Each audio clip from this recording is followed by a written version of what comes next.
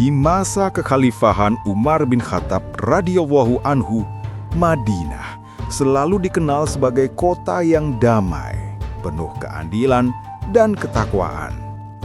Suatu hari, Umar duduk bersama para sahabat di sebuah majelis yang sederhana. Angin sore berhembus pelan, dan mereka sedang berbincang tentang keadilan dan amanah. Tiba-tiba, dari kejauhan, tampak 3 orang berjalan cepat menuju majelis itu. Mereka menggiring seorang pemuda yang terikat tangannya dengan erat. Wajah mereka tegang, seolah membawa urusan besar ke hadapan khalifah. Seketika suasana hening. Semua mata tertuju pada mereka. Umar bangkit dan bertanya dengan suara yang dalam dan tegas, "Apa urusan kalian? Mengapa pemuda ini dibawa kemari seperti seorang penjahat?" Salah satu dari mereka menjawab, "Wahai Amirul Mukminin, pemuda ini telah membunuh ayah kami. Kami datang untuk menuntut keadilan Allah ditegakkan."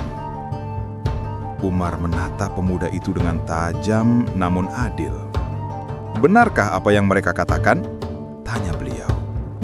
Pemuda itu menunduk, matanya teduh namun sedih.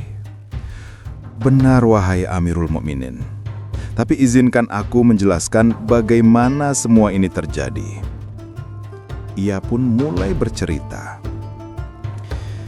"Aku datang dari desa yang jauh. Aku datang ke Madinah hanya untuk berziarah ke makam Rasulullah SAW. Ketika sampai di pinggiran kota, aku turun dari kudaku untuk berwudu di dekat sebuah kebun kurma. Saat aku berwudu, kudaku menunduk dan mulai memakan daun-daun kurma. Beberapa ranting patah. Pemilik kebun, seorang lelaki tua, datang dengan marah. Ia tidak memberi kesempatan untuk berbicara. Ia langsung mengambil batu besar dan melemparkannya ke kudaku hingga mati di tempat. Aku kaget dan marah.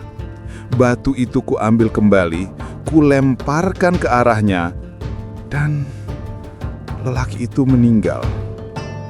Aku tidak bermaksud membunuhnya, tapi takdir Allah telah menentukan." Suasana majelis sunyi. Para sahabat menunduk haru. Pemuda itu melanjutkan, "Aku segera mencari keluarganya, dan aku mengakui kesalahanku. Aku tidak ingin melarikan diri, karena aku percaya pada Allah dan hari akhir. Aku datang untuk menerima apapun keputusan keadilan." Umar menghela nafas panjang. Beliau memutuskan untuk menegakkan hukum qisas karena keluarga korban menolak diat. Pemuda itu menerima keputusan itu dengan lapang dada. Namun, ia mengangkat tangannya dengan sopan, memohon, "Wahai Amirul Mukminin, aku rela atas keputusan ini, tapi aku punya satu amanah. Seorang anak yatim menitipkan kepadaku emasnya untuk dijaga. Emas itu aku kubur di kebunku. Hanya aku yang tahu di mana letaknya. Berilah aku waktu 3 hari untuk mengembalikannya agar hak anak yatim itu tidak hilang."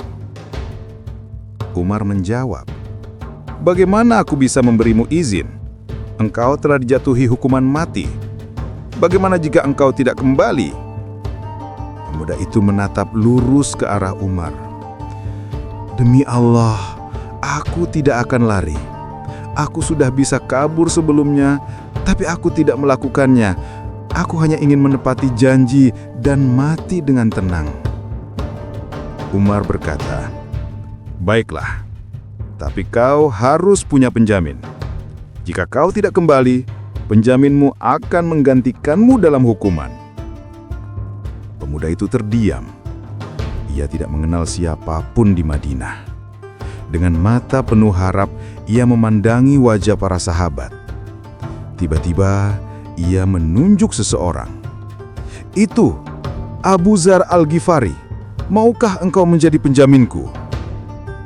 Umar menatap Abu Dzar dan bertanya, "Wahai Abu Dzar, engkau tahu bahwa jika pemuda ini tidak kembali, engkau akan dihukum gantung menggantikannya?"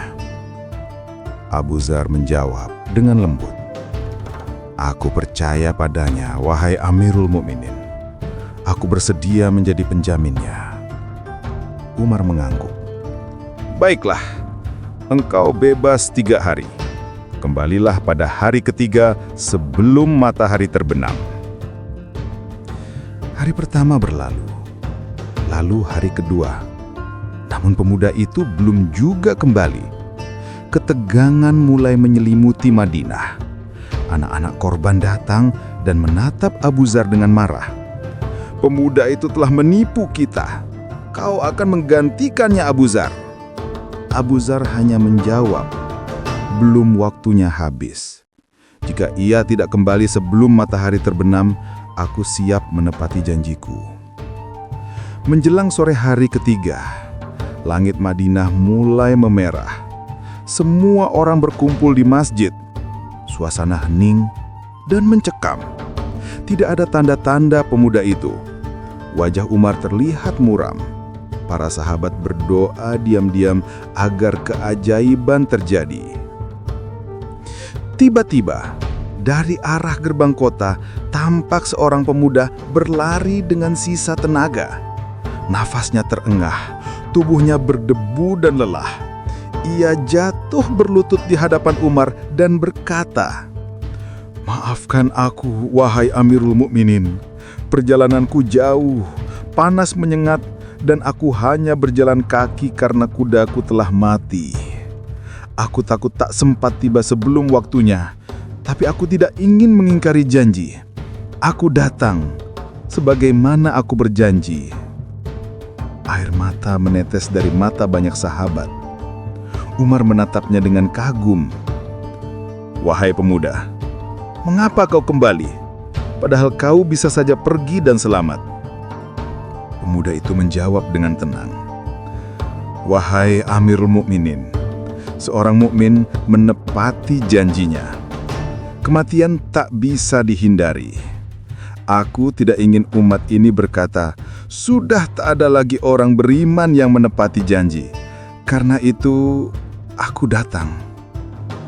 Umar menoleh ke Abu Dzar dan bertanya, "Dan engkau, wahai Abu Dzar, bagaimana engkau bisa menjamin orang yang tidak kau kenal?"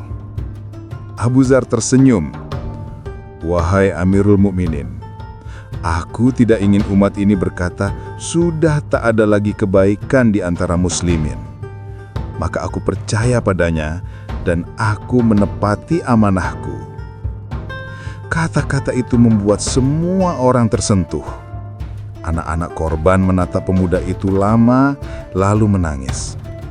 Mereka berkata, "Kami memaafkanmu demi Allah. Kami tidak akan menuntut balas. Kami ingin dunia tahu bahwa masih ada kasih dan ampunan di antara orang beriman." Tangis haru pun pecah. Umar menengadah dan memuji Allah. Hari itu Madinah menyaksikan 3 keajaiban.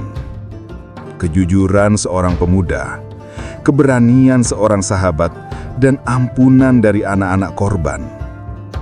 Kisah itu tersebar ke seluruh negeri, menjadi pelajaran bahwa iman sejati adalah menepati janji, berani menanggung akibat, dan memberi maaf saat mampu membalas.